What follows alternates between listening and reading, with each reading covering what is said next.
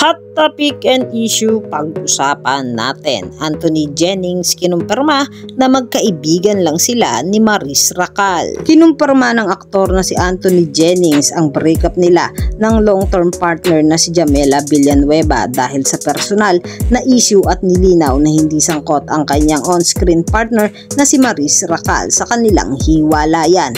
Ayon pa kay Jennings, ang paghihiwalay ay dahil sa kanyang sariling pagkukulang at hinimok niya ang publiko na wag atakihin si Jamela online at igalang ang kanyang privacy dahil hindi ito artista at anya problema niya yon at aayusin niyang mag-isa. Binasag na rin ni Jamela ang kanyang katahimikan na mag-post ito sa Instagram.